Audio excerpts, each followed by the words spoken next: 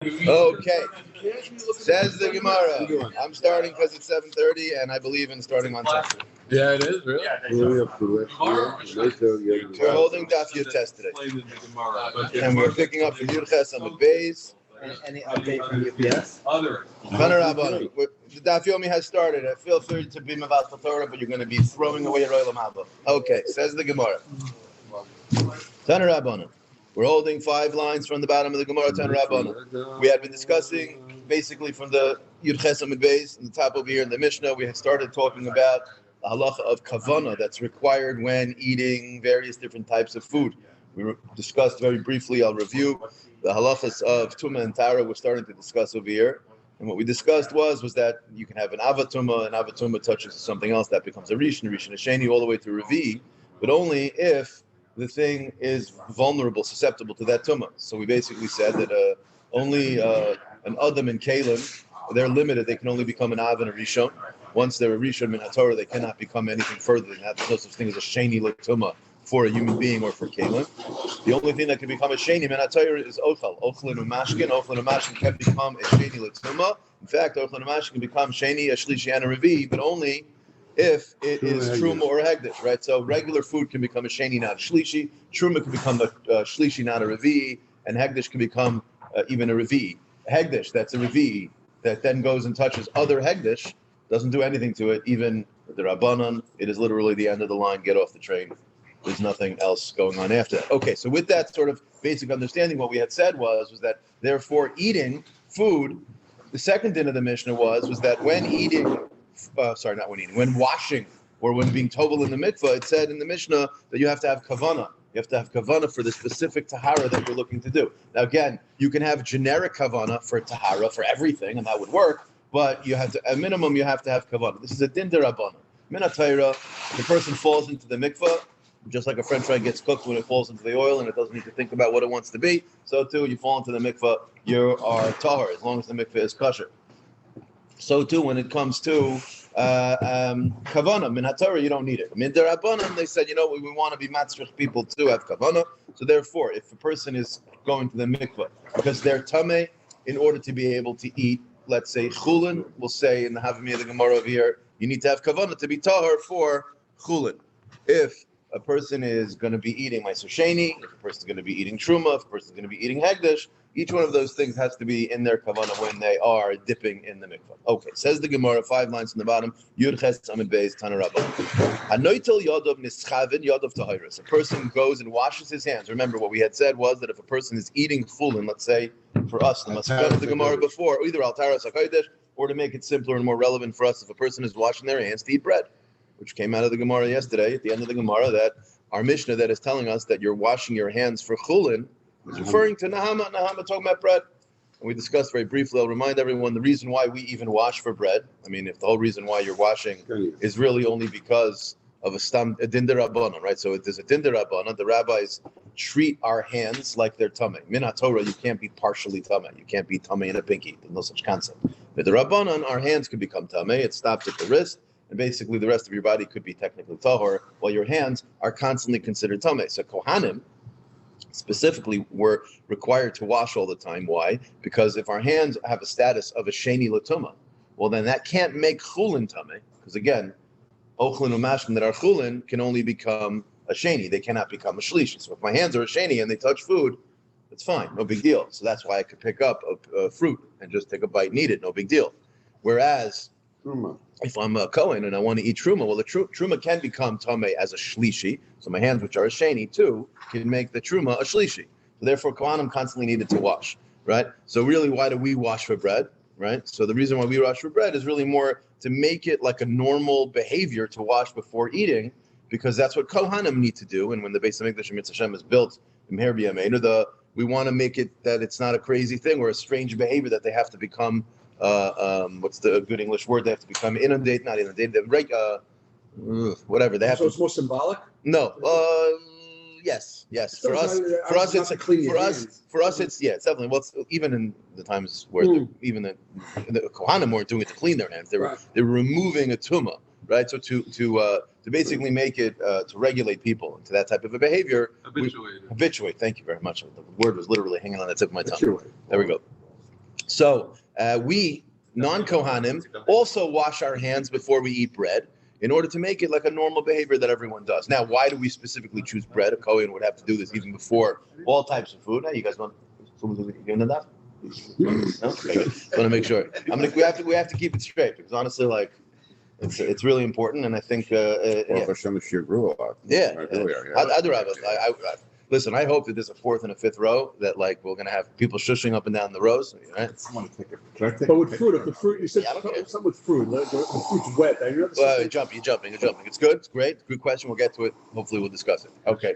So what we said was the reason why we wash is because since Kohanim need to wash whenever they eat truma, the rabbi said, okay, you know what, midrabanan, we're going to make even a Yisrael have to wash in order to make it, to habituate people into that behavior so that Kohanim aren't the only ones doing it. That's why we do it, literally? That's why we do it. We don't do it because of us, right? Wow. Now, not only that, once they were matzrich us to wash, they said, we're not going to make you wash for everything the way you would if you were a Kohen. So what we say, we only going to pick bread. Why bread? Because first, it's only going to be things you eat. Because again, a Kohen would have to wash even just touching truma, right? Even if they weren't eating it, right? We only wash before we eat. And then we only wash before we eat bread because generally speaking, the truma typically would come from wheat and other grains, and grains are typically eaten in the form of bread. Therefore, you only wash before you're making a suda on it. So anyway, that's the reason why we do it. It's called srach truma. Basically, that's how the Mishnah Berurah speaks it out. So that's the halacha when it comes to washing hands. A person now, zok the Gemara now and end our Mishnah where it says that a person has to wash for chulin. It says in the Mishnah that you have to have kavana. It says this brayso hanot el yadav. A person washes his hands with a kli the way you would if you're, about to sit and have lunch. Nischaven, if you had kavana in your mind that you want your hands to become tahor, yadav tahayres. Loy nischaven, if you had no kavana, yadav tameos. Meaning to say, the Bryce is saying very clearly, you need to have kavana in order to make sure that whatever you're doing to make your hands tahor become tahor. V'chein hamat bel yadav, right? The halacha is not only can you use a cup to pour a revius on each one of your hands to make it tahor, you can also stick your hands in a mikvah. And here you don't need to do it twice. You just need to get your hands in and out, and you're done. And you don't need to do this whole business of holding it up to make sure, right? You just put your hands in and you're done. The kavana is just as important or more. Kavana is the same for both of them. So therefore, the halacha is if you're matbil yadav nischaven yadav tahoros lo nischaven yadav tabeos. Okay, so we have a mefurish brisa. You need kavana in order for netilas hidayim and tfilas hidayim to work. Says the Gemara, I have a brisa. V'hatanya bein nischaven bein lo nischaven yadav tahiris. Okay, so which one is it? Do we say you need to have kavana or you don't need to have kavana? This is about as black and white a case of a stira in brisa as you can come onto. Either I need a kavana to make the netila work, or it's okay if I don't have it. So Amr of Nachman, and this is going to be the topic of pretty much today's Amud. Amr of Nachman like kasha. What's the difference? Kan lechulin and kan le meiser.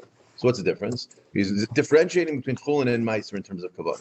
What he's saying is that if you want the netila or the tvila to work and you're going to be eating meiser, then ein chanami, you need kavana. But the brisa that says you don't need kavana, what it's saying is it's talking about chulin. So Rav Nachman's chiddush is that when you wash for chulin, you don't need kavana. Meaning we thought, when we read the brisa clearly you do. Says Rav Nachman, no, you don't need kavana. Says the Gemara, Uminat Tamer the chulin loy boy kavana. Now don't get nervous if we take a little bit of time in Amud Aleph. If you flip over to Amud Beis, you'll see it's only like 7 or 8 lines. So don't get nervous if you feel we're off on time. That's why you said today's Talmud. I did say that? Yeah, okay. Freudian slip. Yeah, good job. Okay.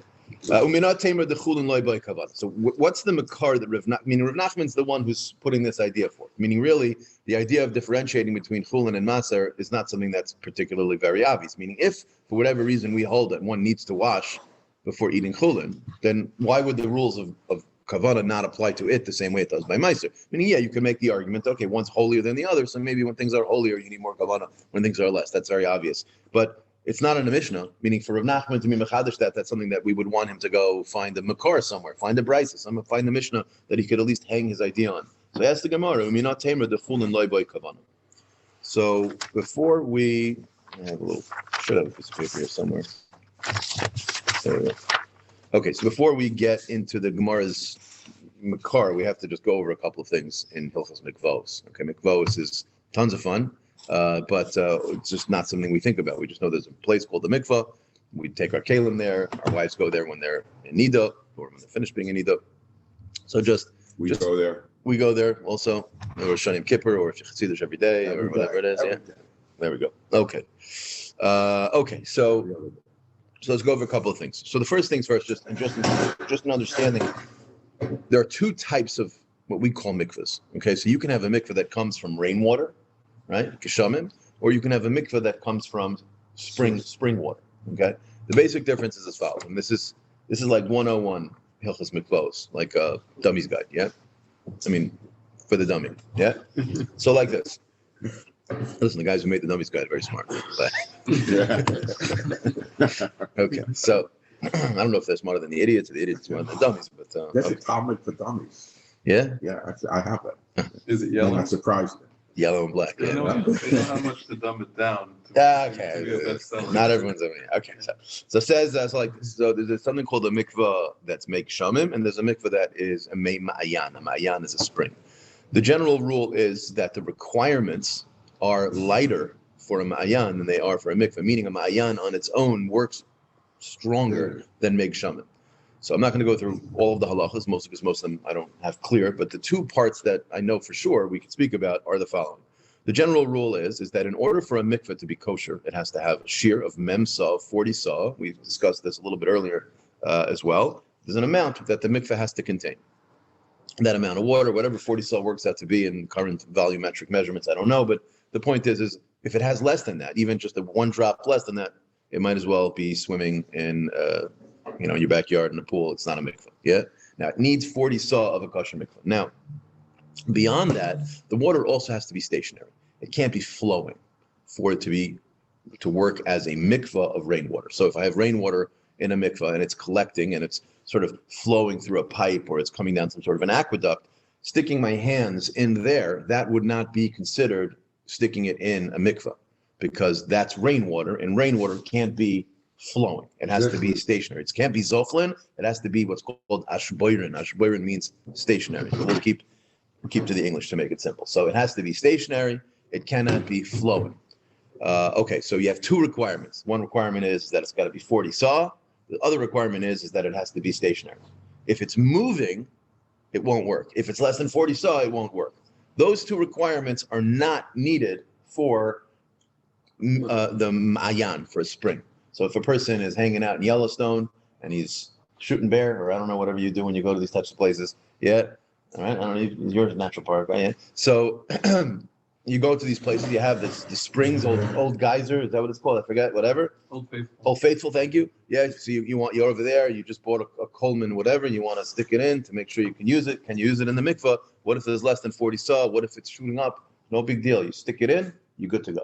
Is a spring ever less than 40 saw, meaning it's So connected when we to- call springs, Yeah. the way I just described it, it's hard to imagine it that way. But really a spring just is defining the source of the water. Right. So you might have the ocean, which we'll get to in a second, which we consider like a spring, that has a tributary that comes off of it. And it may end up in some sort of a brook where it might be running through your backyard. And if it's not rainwater that's coming off of a mountain, but rather it's coming from something that we would consider a spring, then really you could definitely find scenarios where you might only be able to get your hands flat inside it, or if you're just putting a spoon in or something, it would fit, but you don't have mem saw. But is it still connected to the? So that's a more complicated discussion about at what point, like the way someone phrased it was like if you have someone who's at the very top of the, let's say, Mississippi River, which might be all the way up in, I don't know, the Dakotas, I have no clue where it starts, and someone else is hanging out in New Orleans where it dumps out into the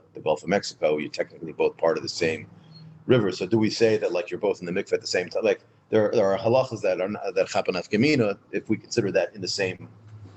But okay, either way. So those two requirements that you need for a mikveh are not required for a ma'ayan. Now, we jumped the shark here a little bit, but an ocean, a sea, the Mediterranean Sea or a regular ocean, that is considered like a ma'ayan. That is not considered rainwater. Now we can get technical and say, well, rains into the ocean.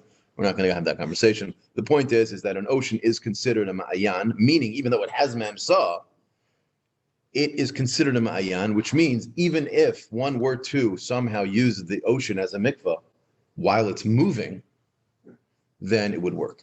Okay, step by step. The next thing, let's say you're standing on the beach. Now, the scenario is hard to, in practice, imagine, because I'm pretty sure your life would be in major grave danger if this following thing would happen. But imagine you're standing on the beach and all of a sudden a big tidal wave comes.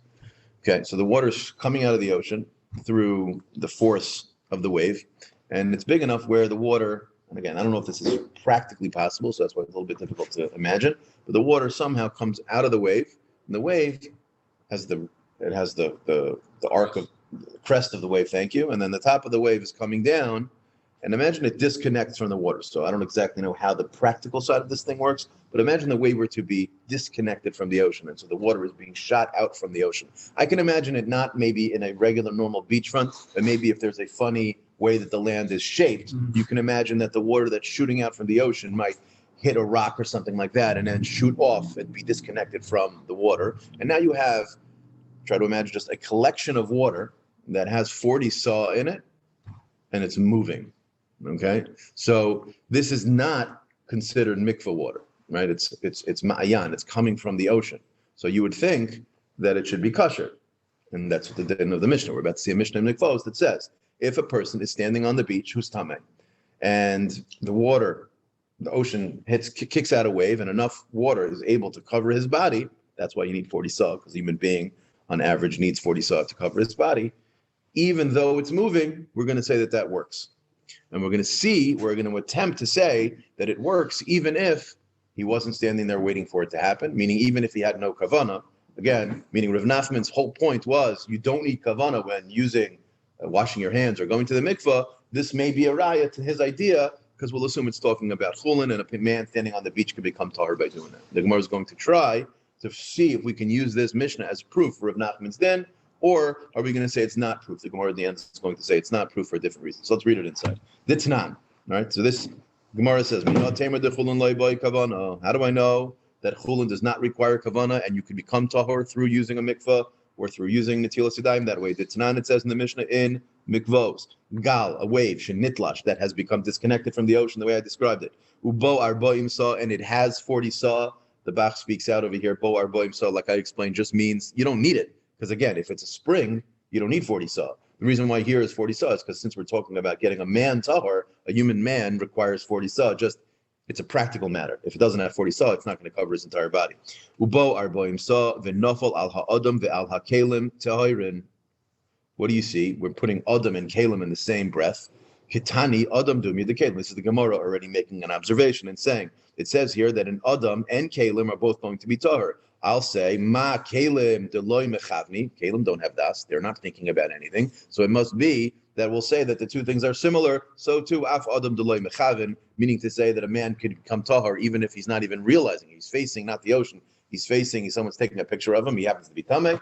The water comes out from the ocean, knocks him down, covers him completely, and then he wakes up. He says, oh, now I can go have some food because I'm tahor. Even though he had no concept that he was about to get hit by a mikvah. Gemara says, 1 second. So that's your raya, Rav Nachman. Your raya is this Mishnah in Mikvah. Says the Gemara, no. Umimai. What gives you the right to read it that way? Maybe read it as following. Maybe Dilma b'Yoshev u'mitzape ema sayit l'shagalas kinun. We're talking about a case where a person is literally hanging out on the beach. He's anxiously waiting for that one wave in 1,000 that's going to come and hit the rocks just the right way so he can become tahor. Meaning maybe he's actually waiting for it, which means he's having kavana. You have no right to use that Mishnah as your proof that you don't need kavana, because I could say that case is talking about where he is thinking, and adarabba, I'll read it the following. I'll say, the kelim dumya da adam. And the kelim are similar to man, meaning what? Ma adam dibar kavana. A person is someone who can have kavana, and in this case he is. Av kelim the mechavan lahu. So too, it's talking about a case where I put my kelim down with the intent that the wave's going to hit it. Meaning la'olam, the entire case is talking about where I'm having kavana, and then I have no source for Rav Nachman's distinction by saying that I don't need kavana when I put something in the mikvah or do netilas yadayim.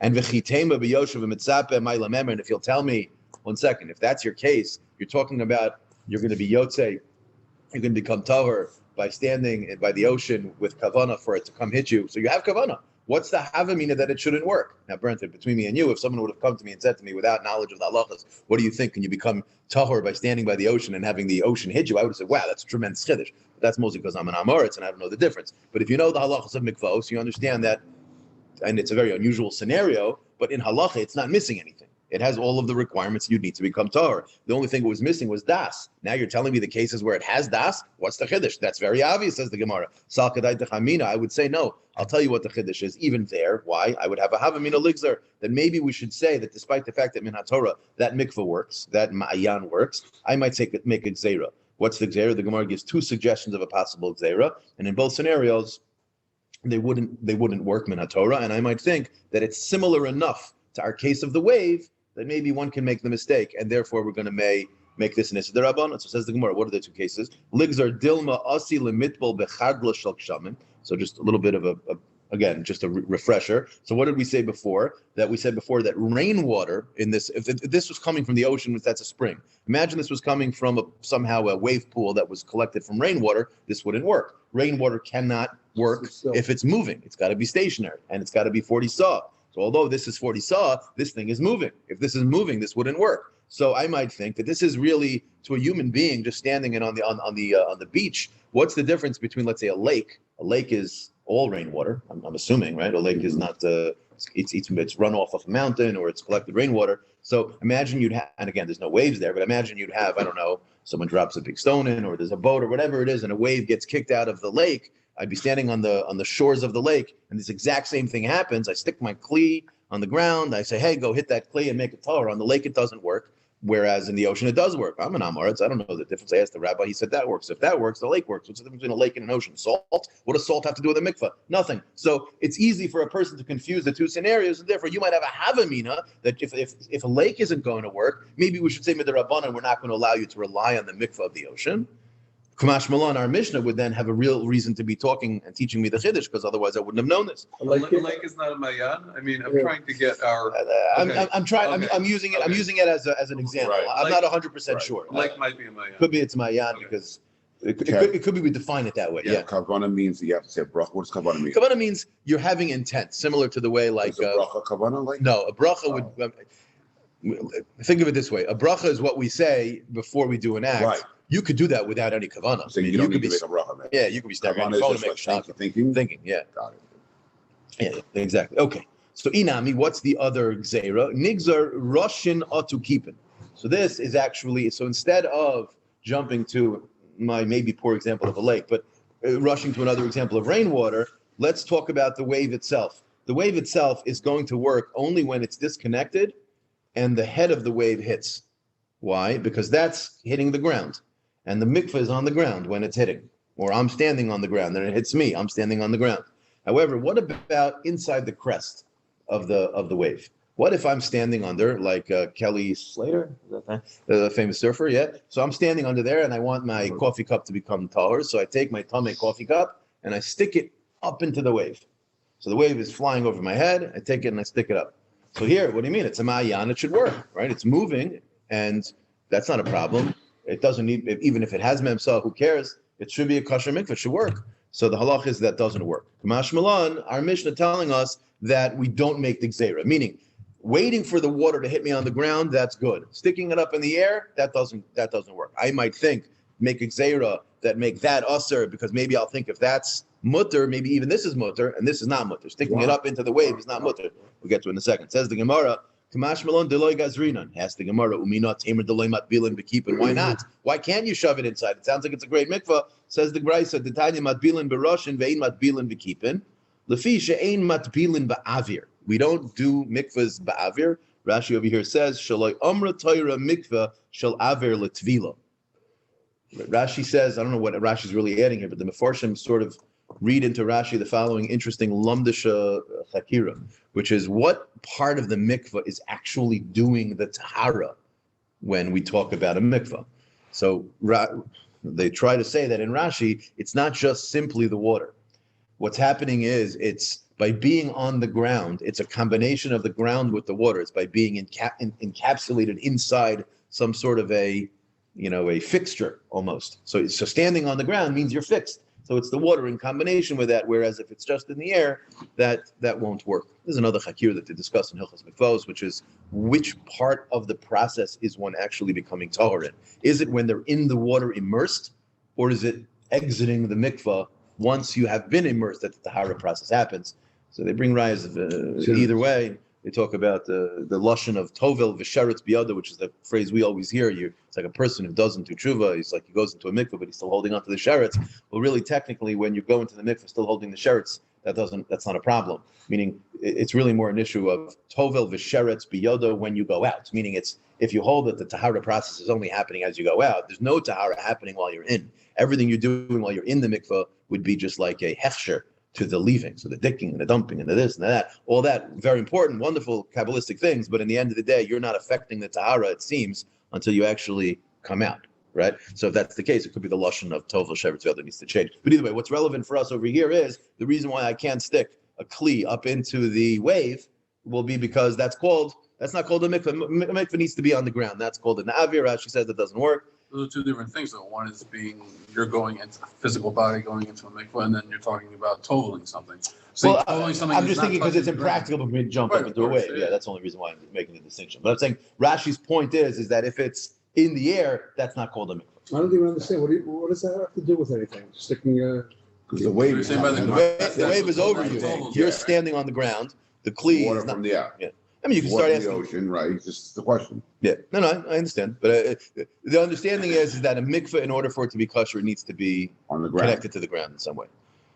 And here, the wave is not connected to the ocean anymore. It's sort of a free-floating. Try to imagine a movie where the things are just moving really slowly. It's just hanging out up there, and you, like one of these super Marvel superheroes who can just stop time and takes his thing, sticks it up into the wave. That mikveh is a traveling mikveh in the sky. So Rashi's explaining to us that when the Gemara says you can't do it, but avir in the air, there's no mikveh in the air. The mikveh has to be on the ground. So even if the head has to be where it connects to the water. Yeah. So we're talking It about. could be the head where it's not connected to the water. It could be the head where it's not connected to the water. This is the head. It's where it's like, Yeah, it's where it lands. Yeah. But when you tovel something, your body's not in the mikvah. There's nothing connecting the keli to the ground, though. What do you mean? I'm saying you're talking about the body needs to be like. No, not me or not the keli. The mikveh has to be on the ground. Yeah. Otherwise, you shouldn't be on the ground. You're supposed to get some water between your feet. Although that's a question that the Rishonim ask over here is, I don't get it. How am I going to be tovel in this mikveh that hits me if my feet are touching the ground? Okay, not for now. But I'm saying it's a conversation exactly how that works. How does the water get to the bottom of my feet if I need to be completely covered in water at least one moment in time? So I'm assuming You can say where your feet get wet a little before. There'd be a A separation. chatzitza, perhaps. you also had no clothes on. Right? Well, that's the other reason. Yeah. That's the goal. Yeah. Okay. Although you have Rav Moshe has a very interesting tshuva when he's talking about a benida. Benida is a psul in certain areas in halacha, but even just in terms of shidduchim, some people say you should try not to have your child marry someone who's a benida. Nowadays, so Rav Moshe has a very famous tshuva that nowadays a benida, the Gemara gives simanim to how do I know if someone's a benida, and it basically says if you're an Arab Yid, obviously he's not a benida. So then Rav Moshe tries to explain how is that possible if you have someone whose mother, What is it called? a benida, the son of a woman who never went to the mikveh, let's say, right? So she's tameh. So the child is a product of tumah. Now that doesn't mean there's anything wrong with him. It just means that there's a mila in marrying someone who came from someone who kept Haris Mishpacha, who went to the mikveh. It's like not a mamzer, but it's a little. It's like I wouldn't even call it a psul. It's like sort of like a. That's what he's saying. Yeah. Now, saying that, Rav Moshe has a very interesting tshuva, which I think is a beautiful idea. He says that nowadays, if you see someone's a ben Torah, a person's a mensch, that's a raya that they're not a benida.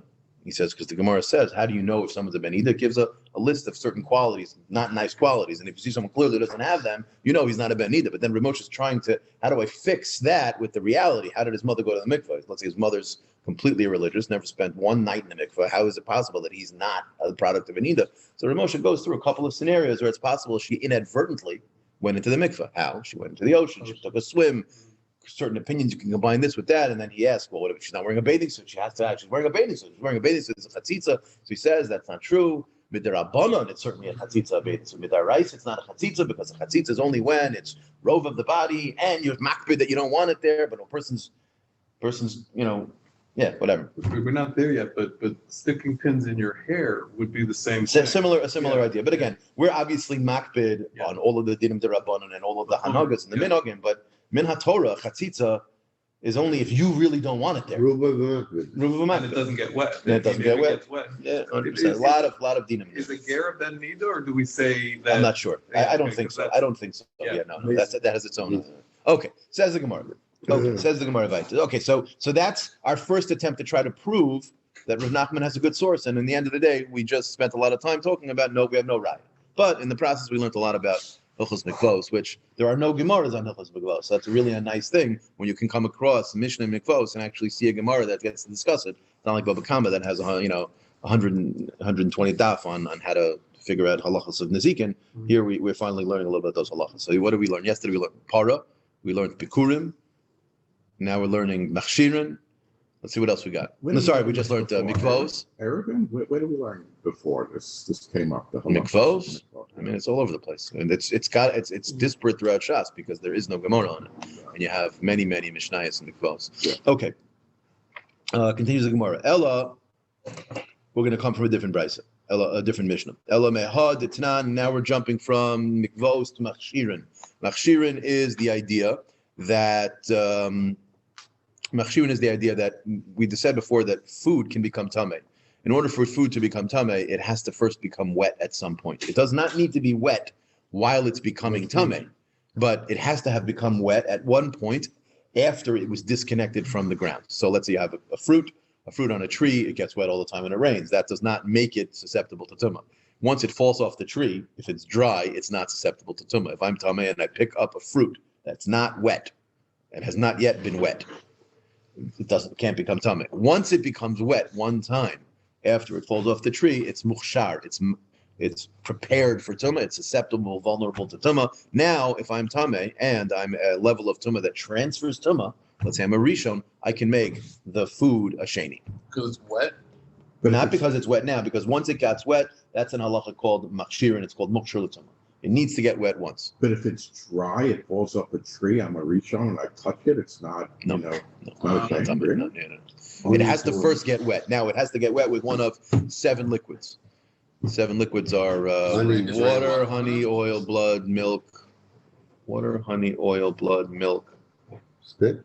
No. Vinegar or something, I know. No. What's that? Vinegar, no. Well, it's on the tree. Wine, Blood. wine and vinegar. Once it's off the tree. And actually wine, vinegar also. Blood. And What if there's water? if I didn't say blood, then blood. Yeah, Time? whatever, Any 7. time. Well, if it's on the tree. Honey. Anytime. Anytime after it gets off the tree, if it touches any one of those things, even if it's dried completely afterwards, now it's mukhshel l'tumah. And now, if someone goes and touches it, who's tameh, or if it comes into contact with something else that's tameh, that transfers tameh, it will become tameh. This is an entire Masechta in Machshirin. It also has no Gemara, so it's good to have these Mishnayos as well. Says the Gemara, I have a raya, and we'll see in the Maskana. We'll get to the Mishnah Yomi. Yes, that's true. Mitzvah Hashem. So now the Gemara is going to attempt to try to find a source for Rav Nachman's in. Let's remind ourselves, Rav Nachman is the one who is saying that there's a distinction between chulin and meiser. That chulin does not require kavana when you're going to the mikvah or when you're washing your hands. So let's see if we could find a place where you see that. Says the Gemara. Ela mehadetnan in Machshirin, it says Peirus shenaflu l'seich amas hamayim. Let's say I have peirus. Okay, I have a fruit, and now this fruit has not yet become wet, and I myself am tamei. Upashat mishiyad of tmeyos unatlan. And here it's important. We're not talking about me that I'm tamei. Notice the Mishnah says that my hands are tamei. Remember, so in order for my hands to be tamei by definition, that should be like a little bell should be going off in your head. This is midrabanan. Right. Yeah, sheni is midrabanan. Exactly. Meaning I'm tahor, but my hands, because askanios haim, like we explained, my hands are tamei midrabanan. So now I have my hands tamei midrabanan, and this fruit falls into this aqueduct or some type of a waterway that is flowing. And let's assume for a moment that this is coming from rainwater. Yeah. So it says let's just see, let me make sure. Yadav tehoros, peiros einon bechiyutan. So bechiyutan is the idea of being machshir. The pasuk that we use to describe whether something is considered prepared for tumah, mukhshir, right? The whole concept of machshirin is referred to in the pasuk of chiyutan. The pasuk says chiyutan. It's written yud taf nun, but it's pronounced yud vav taf nun, yutan and yitain. And we understand from there that yutan yitain means that a person has to have kavanah, not only have kavanah, he has to want the water on his fruit. So if it inadvertently becomes wet, so in this case, it just dropped in. I didn't intend to throw it in. It fell out of my hand or whatever it was. So then my fruit is not prepared for tumah, even though it got wet. So it's not enough that it got wet. It's that it has to be. Well, my question was that what if it's wet while it's still on the tree and then it falls off? No, so then there you go. So no, it has to be something that it's nichale. Nichale. Now it doesn't mean you have to have intent to put it on. Intent and nichale is a slightly different idea. Intent means I want it. Let me say that even better. I intend for it to happen. I may not be happy that it's happening, but nichale is I have some benefit from it. It's something that I'm interested in having it happen. If I want my fruit to get wet and it gets wet, now it's mukshar l'tumah. That's considered prepared for tumah. If I could care less if it gets wet or not, then that's not called nichale and that's not called prepared for tumah.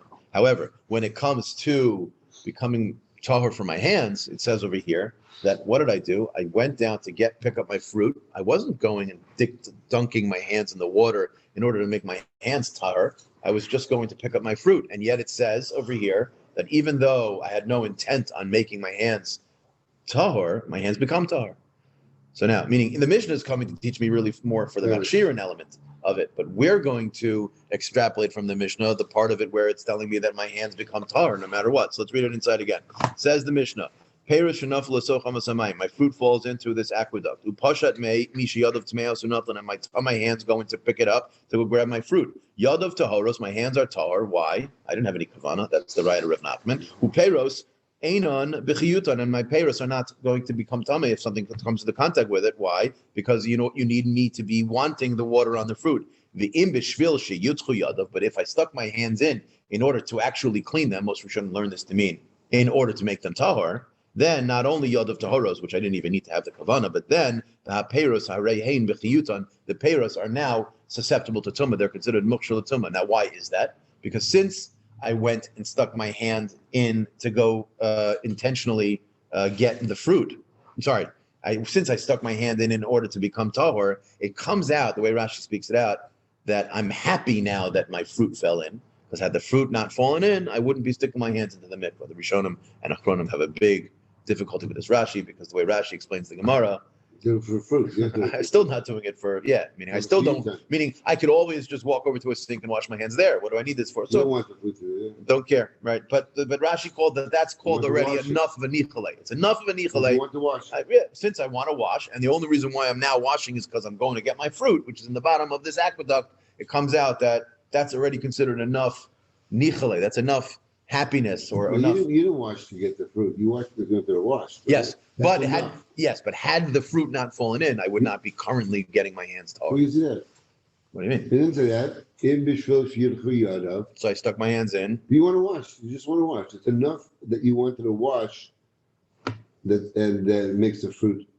Yeah, but the point is that I am going in to get my fruit. Oh, you are? Yeah, You wouldn't normally be sticking your hands over there. Yeah, Oh. yeah. But while I'm doing it, if I have intent to make my hands tahor, so not only are my hands tahor, which I don't even need to have that kavana, but by having kavana to make my hands tahor, that's going to make it now like I'm happy that my fruit got wet. Because since I'm benefiting by having my hands become tahor now, because I'm thinking, I want to go make my hands tahor, the only reason why my hands, not that they'll become tahor, but the only reason why I'm even sticking my hands in is in order to get a fruit which fell in. So it comes out, I'm really sort of happy, that the water touched the fruit, therefore it's mukshar. We're not comparing this to like the ocean scenario because why you're talking about is like anytime someone goes to a beach, they're not conscious that that there's a wave they're not going to. We're talking about two different halachas. The beach halacha was a mikvah halacha, where over there, what we were saying is that I saw that separate shot on that. I'm saying you're walking on the beach, you're not conscious that there's a possibility I might something might come up and I'll just stick my hand and I'll become tahor. Meaning you're consciously thinking when you're trying to say that there's more kavanah happening on the beach? I guess so. Yeah. Okay, so it could be, but either way, here there's. But I also want to add they're comparing them to two. Yes, they are. They are. They're not comparing the two. We're jumping from one to the other to go try to find a source for Rav Nachman's statement that you don't need kavanah when you're being tovel. Well, we have. So now the Gemara says I have a source. The first one, the wave doesn't work because I could always explain the Mishnah as talking about you are having kavanah. But here you have no way of saying it because there's two cases, and in the first one it's clear you're not having kavanah. The only reason why you're sticking your hand in is to go get the fruit. The second case is meaning the second case of the fruit falling in, is where you have intent to go wash your hands. So clearly in the first case you're not having intent to wash your hands, and yet it still says yadav tahoros. So if your hands are tahor when you don't have kavanah, l'chora we have a very clear raya to the din of Rav Nachman. Says the Gemara, Eisvei, Rabba Rav Nachman. Rav Nachman, you're telling me your din that there's a chiluk between Meiser and Chulin, that Chulin does not require kavana, and you want to find it in these brises. Hatova lechulin. Let's go to our Mishnah. What does it say in our Mishnah? Our Mishnah says if a person goes into the mikvah and while they go into the mikvah they have intent for chulin, vehochzuk lechulin. What happens is the halacha is that he has kavana for chulin.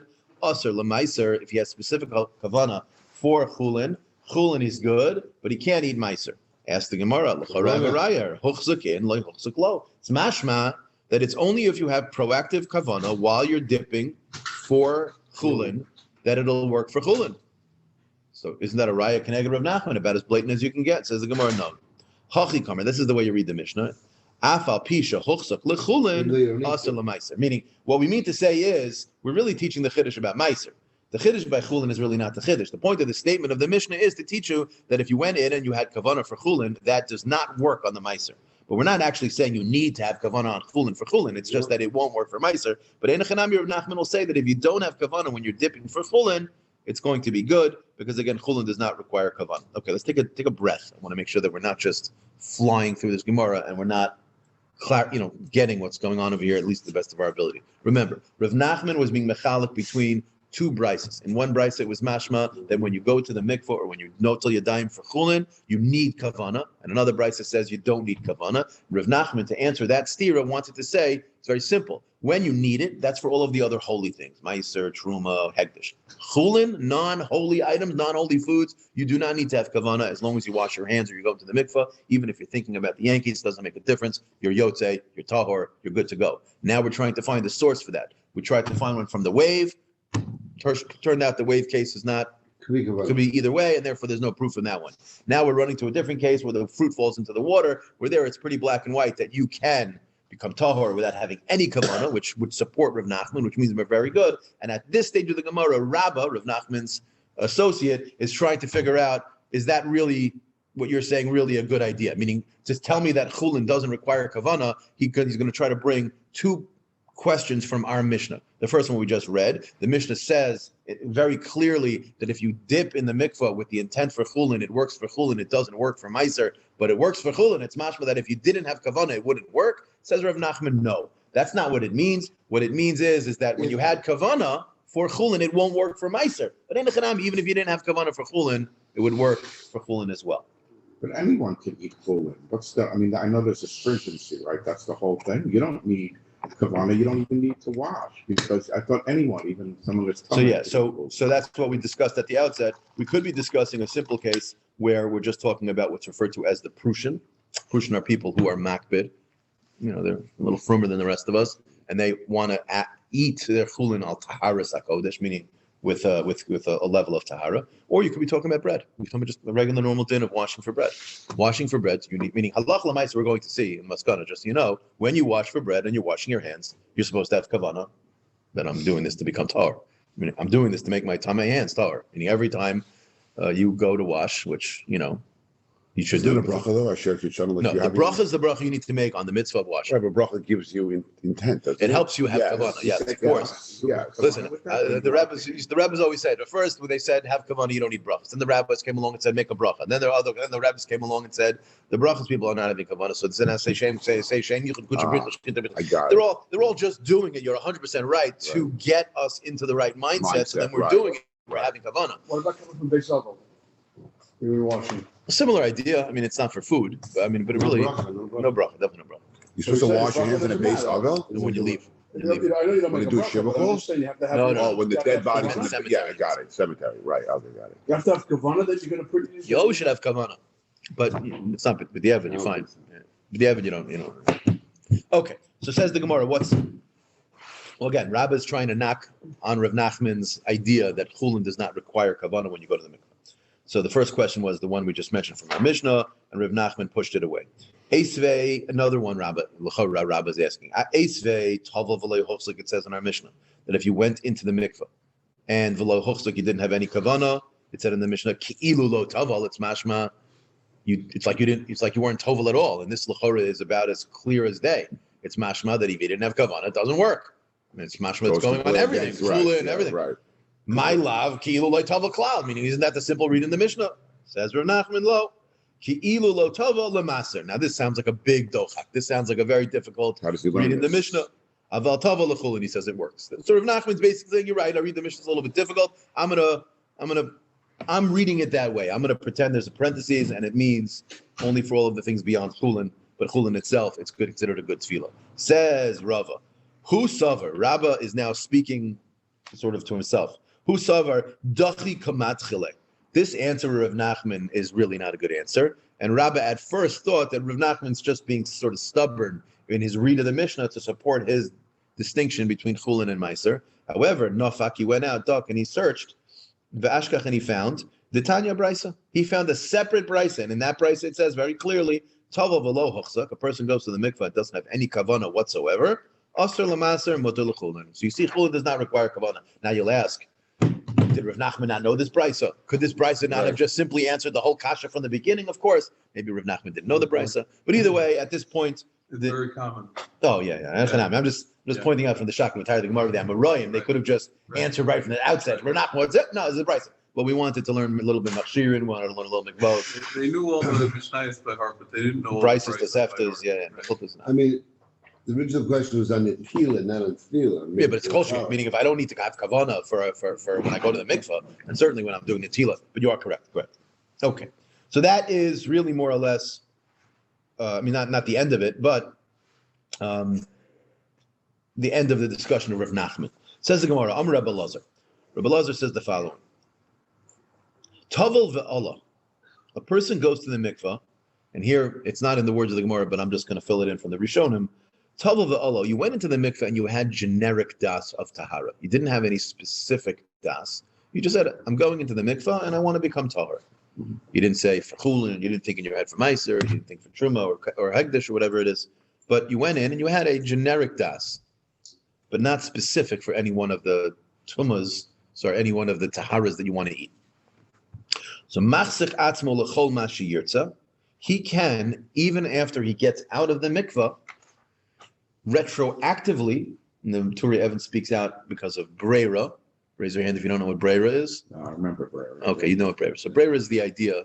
The English, I don't know how Art Scroll says it. I would say it's like a retroactive designation. We don't go by Brera. We don't. It's machlekes, tremendous machlekes. We do hold it. We do. The Raisa, the Rabbana. Either way. So now in seconds. Let's figure this out. Breira is the idea that I may have done something yesterday without clear intent of what I wanted, or I may have done something yesterday and picked something, not sure of the two things I picked, which one was which. And an event that happens today can retroactively declare that what I meant to do yesterday was A or B. That's the idea of breira. So in this case over here, what's going on? I'm in the mikvah having generic das, and now I come out of the mikvah, I can, even though I'm now currently out of the mikvah, no longer connected to the mikvah, I'm completely out, and l'chora, my mikvah experience is over, my das can still work to define my prior das in the mikvah as das for whatever. So let's say I'm about to eat truma as a kayan, I can come out of the mikvah and say, oh, that mikvah that I just came out, that was for the truma. The Turi Evan speaks out that's because of breira. So that's why you need some das, because if there was no das whatsoever, the breira couldn't go backwards. Meaning, and it's two ways. You need to have some das, Right. and you can't have either no das Or the or wrong full das. das. Right. Meaning, if I had full das, this is for truma, and now I want to say that no, it was for hegdish. Change. That you can't do. Yeah. It's specifically because it's like an up in the air type of das while I was in the mikvah that now I can redefine it later. But if I had no das, or I had complete das for one specific thing, I cannot redefine that Would afterwards. help for more lenient things. What's that? Truma will Oh help yes, the whole. if I'm having kavanah for truma, it'll work for meiser. If I'm having kavanah for hagdish, it'll work for truma, but it can't go the other direction It's something. It's not a. as long as it's not a tangent. No, Yeah. I'm not trying to be smart, right? But let's say Why not? every time every time you go to mikvah, you think that, you're going to tacos. The best. You think the best. Right. So that way, Yeah. even if you know you're Yes, not that is eating certainly the tacos, ideal. That is certainly So the why ideal. doesn't everyone do I that? thought And that way Yeah, it yeah. stops all this. So my response is what I would have said to you when I was in yeshiva: stop asking me Bible shakashas. I mean, that basically means don't ask women questions.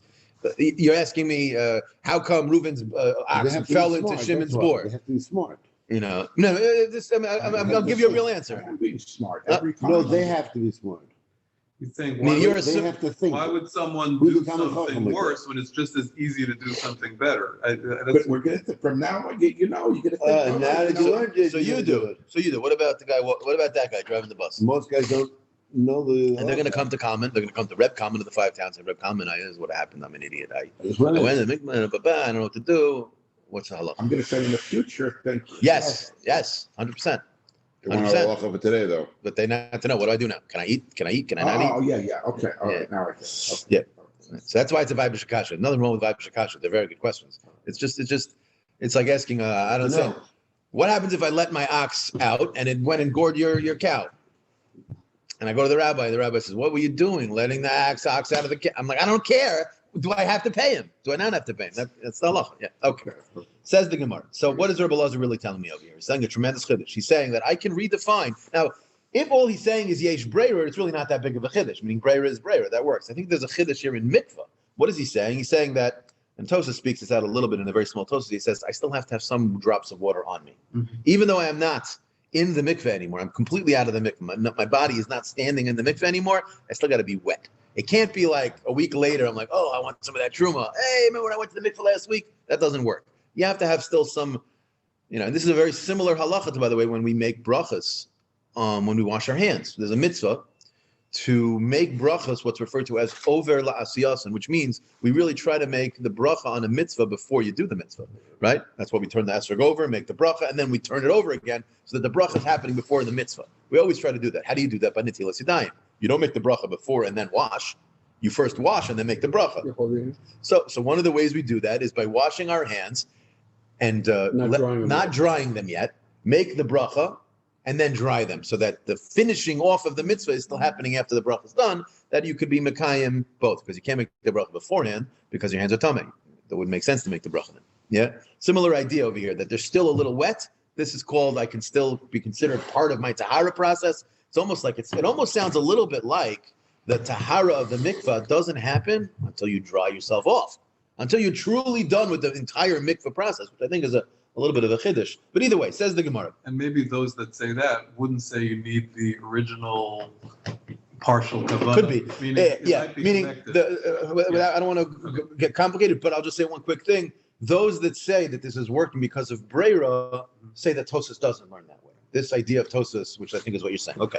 Says the Gemara, one second. Rabbi Elazar is saying this very unique halacha. I'm standing outside the mikvah, and I can re-establish what my kavanah really was in the mikvah earlier. Says the Gemara Braisa, not like that. Meisvei, Odeyu ragloi achas b'mayim.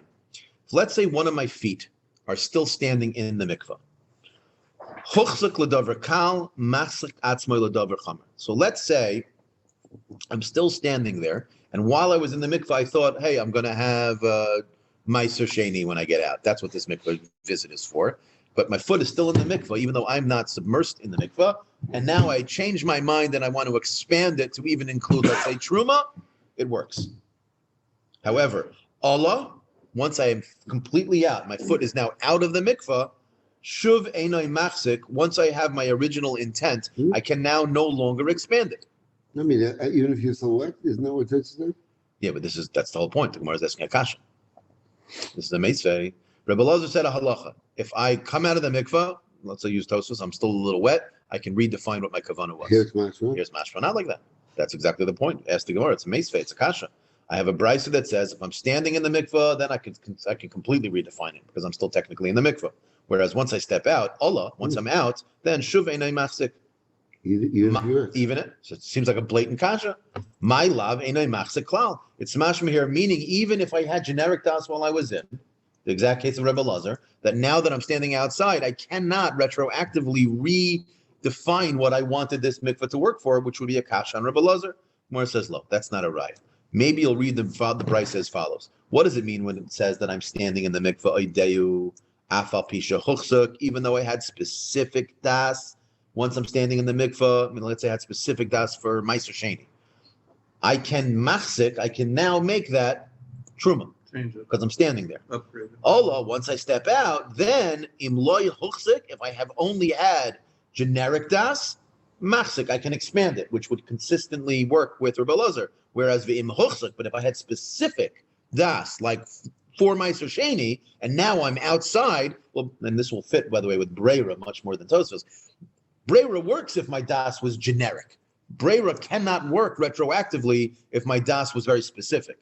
You can't redefine a non-doubt. I know exactly what I meant. I can't. There's no toch kedei dibur changing things here. Therefore, einoi machzik. So I know it's a short little Gemara, but it's a little complex. So just again, Rabbi Elazar saying, standing out of the mikvah, I can redefine my questionable kavana earlier. We think we have a brisa that's mashma not like that because standing in, I can change. When I step out, I can't. We eventually say that no, when I step out of the mikvah, I can redefine it as long as my das while I was in the mikvah was generic, but once it's specific, I can't redefine it, and that would fit.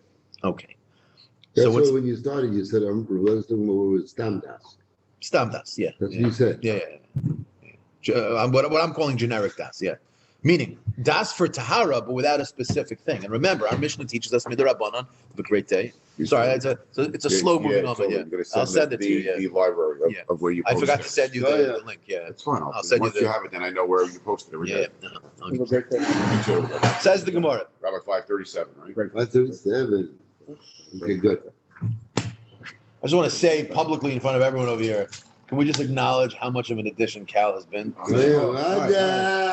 Kamanata. It's not over until Jack's finally comes. Tom is coming, is not finished until he comes. Yeah. Have a great day, man.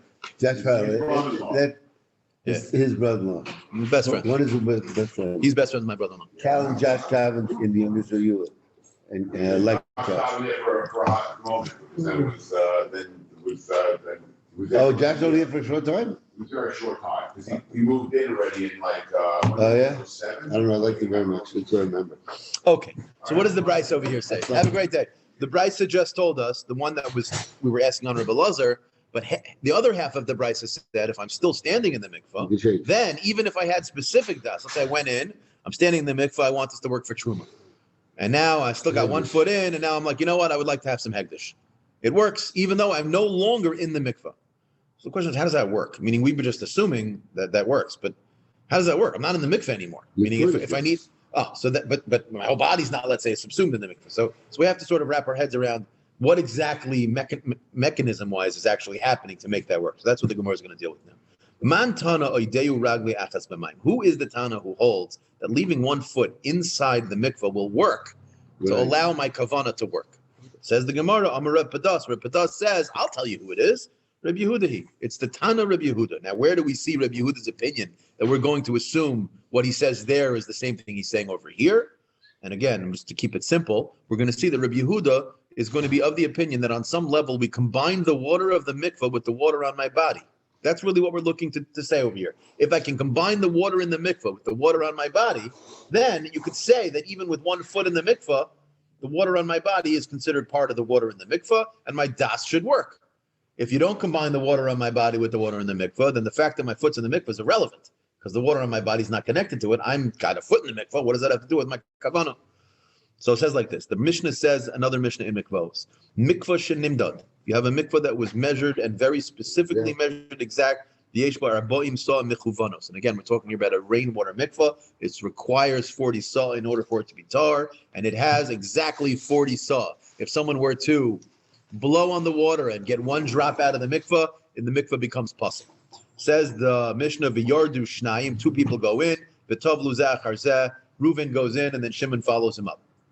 A Rishon Tower, which makes perfect sense. He went into a 40 saw mikvah. The Hasheni Tameh, the second one is Tameh. Why is he Tameh? Because we have to assume that Reuven, when he came out with a little bit of water on him, obviously. And therefore, what's the mikvah that was remaining is less than 40 saw. Amar Rav Yehuda says no. Im hayu raglav shel Rishon, no goes b'mayim. If Reuven, his foot is still in the mikvah, mamish the case we just brought from Rabbi Elazar, then af hasheni tahar. Even though the sheni went into a mikvah that did not have 40 saw, we look at the water on the body of Reuven as still part of the mikvah that's in the ground, so that we view Shimon as having been tovel in a mikvah of 40 saw. And L'chorah Reb Padas is saying that this statement of Reb Yehuda sounds exactly like the statement that I can change my kavanah when I have 1 foot in the mikvah, because I view the water on my head as being part of the water that's in the mikvah. Now, I'll just point out here, because it's going to be relevant for the rest of the Gemara, that there is a slight difference between the 2 cases, and it's really more like a gravity the question. In order for my das to work, What am I really saying? I'm saying that the water in the mikvah is like it's on me, because I have to be considered in the mikvah for my das to work. That makes the water go from the mikvah up.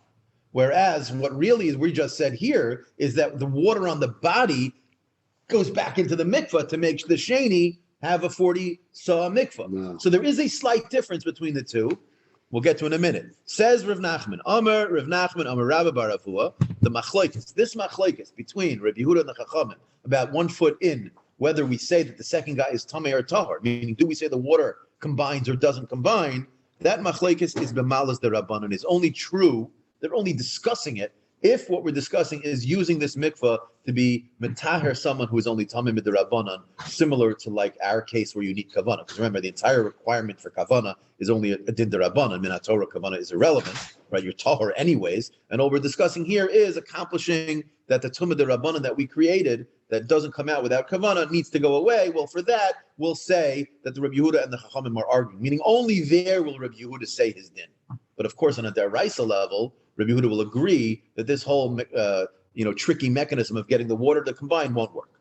Aval betuma l'tahara, meaning min haTorah, divrei hakol, take the word af out, hasheni tami. Everyone would agree the second one's tami. So meaning, there's only one opinion, Rabbi Yehuda, who would say by a din derabbanan that this works.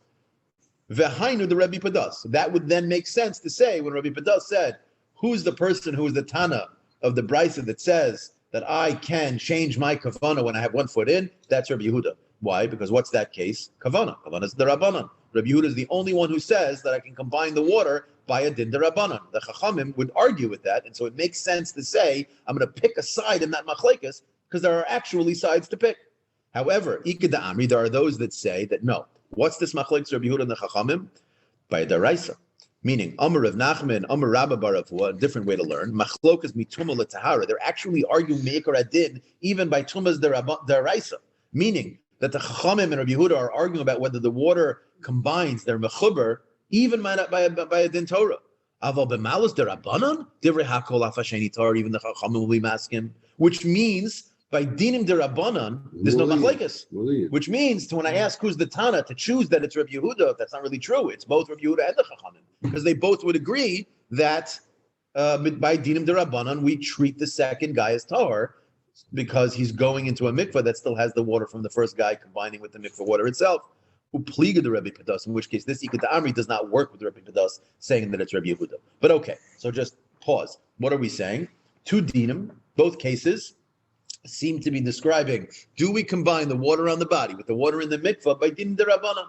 Rabbi Yehuda seems to say yes. The Chachamim seem to say no. The Ikeda Amri says no. Everyone agrees yes by the Rabbanon. It's by the Raisa that they argue. But L'chora, this Rabbi Yehuda could be the Shita of the Mishnah that said, the Brisa, that says, if I'm still standing with 1 foot in the mikvah, I can redefine my kavana as long as my foot's there, because we view the water that's on me and the water that's in the mikvah as together, and it's like I'm still in the mikvah. Ask the Gemara, Amar Ula, boy, my name Rabbi Yochanan, he had a question from Rabbi Yochanan. Li Rabbi Yehuda, according to Rabbi Yehuda, who has this unique shita that combines the water in the mikvah with the water on the body, Mahu lahatbil mechatin v'tzinoiriyos birosha shel roshin. What's this case? This case is I'm standing in the mikvah, 1 foot in, 1 foot out. I'm still dripping wet.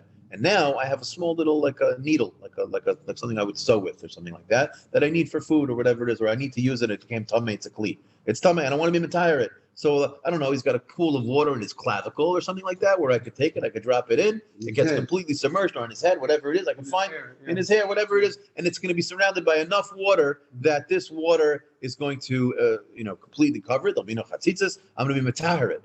The problem is, it's not a mikvah that has 40 saw. It's just the water on his body. So do we view the water that's down there in the mikvah as like really up here on his head? Halachically. Obviously, you can see it's not, right? So that's the question.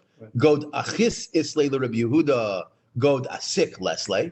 Very Erev and Sukkah type of discussion over here. And again, it's not halachically the halach l'mush v'sina of good asik and the good achis. It's clearly a different concept. That's by walls. This is not a wall, but we're borrowing the terms. Do we say that this svara of the water combining on my head with the water in the mikvah only works in a downward motion to make the mikvah 40 saw, but not to make the 40 saws in the mikvah up on my head?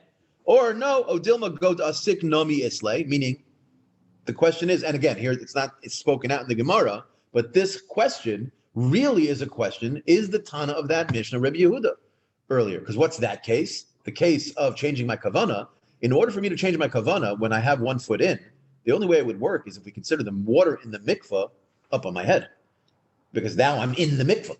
If I'm not in the mikvah, then how does my das change anything, right? Because again, the whole benefit of my foot in isn't because like symbolically, it means I'm still technically in the mikvah. Because if all I need is symbolic, then my foot can be out as long as I'm wet. The reason why this works is because I'm still in the mikvah when my foot's in the mikvah. How am I in the mikvah? Only if you view the water that's in the mikvah and the water that's on my body as connected, and it's as if it goes up. So this question of Ula asking Rabbi Yochanan is really asking, is Rabbi Yehuda the Tana of that Mishnah, or do we still not have an author for that Mishnah? And we consider Right. good achis more obvious than good asik. Now, I Almost said it like- as almost like gravity. right? Yeah, I said it as gravity because there's a Whatever. logic to it, but I don't know if that's the case. Yeah.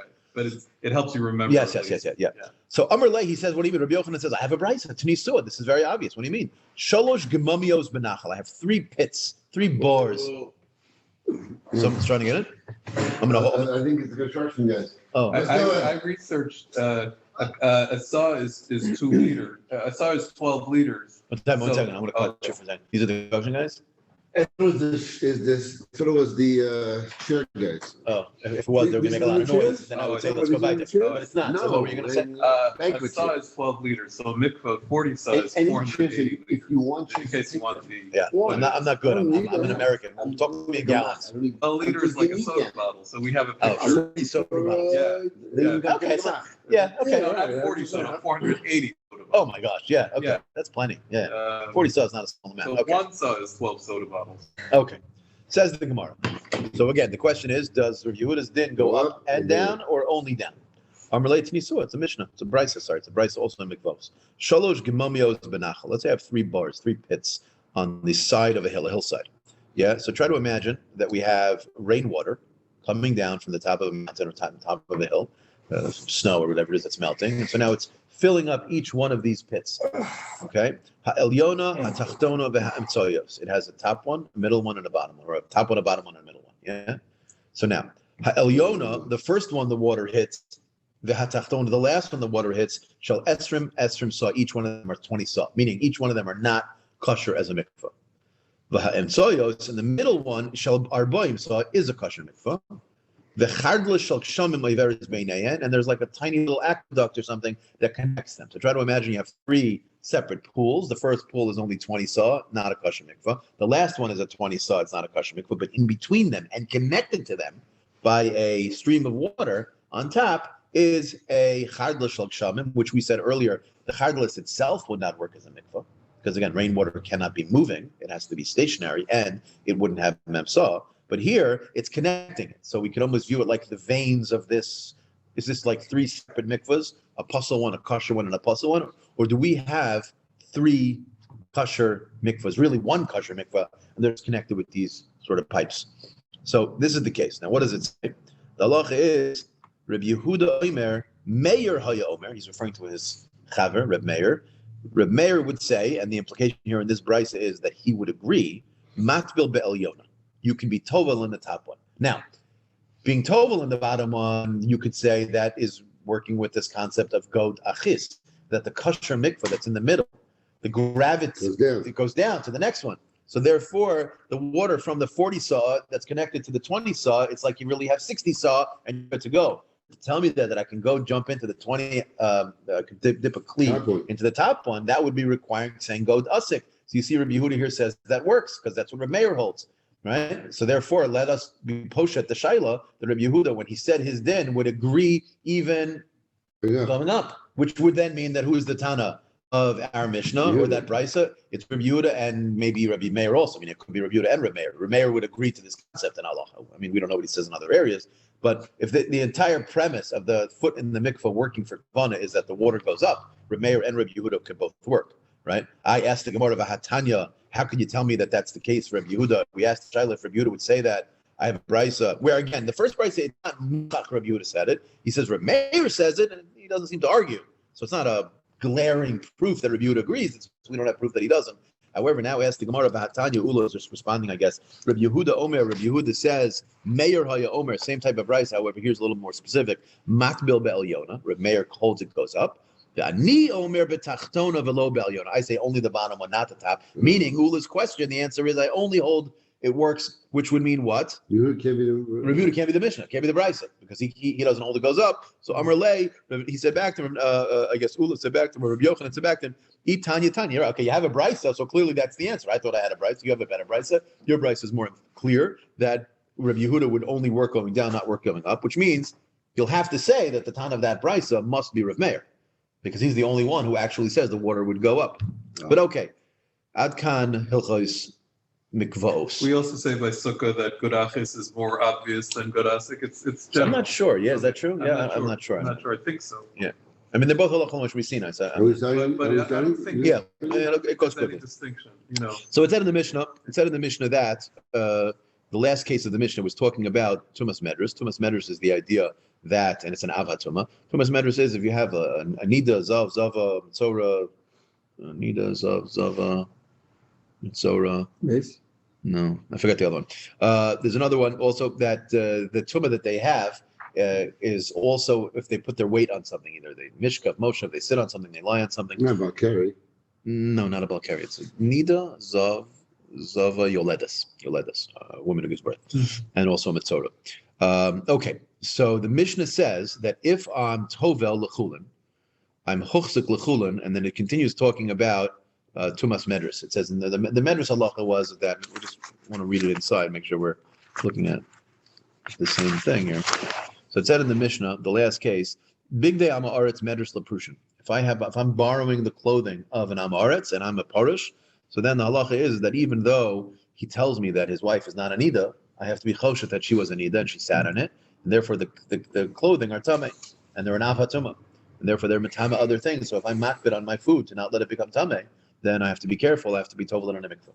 Same thing goes if I'm a prushin and I'm handing you a person who's a kohen, someone who eats truma, even though I tell you, don't worry, this thing is taller, that it was not sat in by an ida, you can't trust me. Not that you don't trust my Yer Shemayim, you can't trust my knowledge. I'm just not someone who is shomer something because I'm only makbid on shenis. You're makbid on shlishis, and you can't be trusted for the rabbi for his reviyas. So therefore, it says the Mishnah like that. Now, I'll just say it outside so we'll know what the Gemara is doing. In the first two cases in our Mishnah, we separated Chulin and Meiser Sheni, and Meiser Sheni got its own list. Same thing with the second halacha. When we talked about being tovel for kavana, we said if you're tovel for the kavana of Meiser Sheni, it doesn't work for truma, and if you were tovel for chulin, it doesn't work for Meiser Sheni. We split out Meiser Sheni as its own category. Yet in the last case of tumas medrus here, we go from prushin to truma. We jump right over Meiser Sheni, as if Meiser Sheni in this last case does not have a level. It's like almost like it's included within chulin. Oh, yeah. Right. So that's what the Gemara is bothered by now. Who is the ton of our Mishnah? Now, why are we talking about it that way? If you remember on Yud Ches Amud Beis yesterday, in the middle of the Gemara had tried to understand also a machlokas between Rav Meir and the Rabbanan when it was discussing the question of whether Chulin requires a Netilas Yadayim. We were going back and forth, and we saw that the Chachamim and Rav Meir argued about whether you need Netila for Chulin and for Meiser. Rav Meir is of the opinion you only need Netila for Truma and for Hegdish. The Chachamim said no, also Meiser. They both agreed not Chulin. But Meiser they argued about, and they were specifically talking about Achila, the way the Gemara came out in the end of the day. So now the Gemara is saying, let's read it inside Moni Masnis, and who is the Tan of our Mishnah? Rabbanon Hiwai, the Shani Lahu Bein Chulin Lamaser, because they make a distinction between Chulin and Meiser. And therefore, Meiser gets its own Madrega, because the second and first case of our Mishnah are clearly talking where Meiser Shani's specified, which means there's a difference between Chulin and Meiser. However, Ema Seifa, look at the third case, the case we just spoke about of Big Day Amaretz, Medrus Leprushin, Big Day Prushin, Medrus Lochle Truma, and it jumped over Meiser Sheni. What happened to Meiser Sheni? It must be that Meiser Sheni is concluded in Chulin. Who's that? Asan the Rav Meir, who is not mechalak between Chulin and Meiser Sheni. So which one is it? The Amr Chulin or Meiser Kadodinenu, Reish Rabban of a Sefer Rav Meir? Question mark. Does that make sense? In Reish Rabban of a Sefer Rav Meir, says the Gemara. Not a big deal. You have it sometimes. He makes a difference. Rabbanan makes a difference. Rabbanan make the chiluk. Rav Meir doesn't. So the first two cases in the Mishnah is the Rabbanan. The last case is Rav Meir. Therefore, okay, not shver. Says It's the like a conglomeration. yeah. of two Rabbi's putting them together. Says the Gemara, different answer. Rav Acha bar Ada Masni La B'Seifa Chamish Milas. Sorry, he says no. His version of the Mishnah actually mentions in even the third case that it goes Chulin to Meiser to Truma, and therefore a Mukila Kula Ke Rabbanan. We'll hold here. Right. Mouthful, no? Whoa.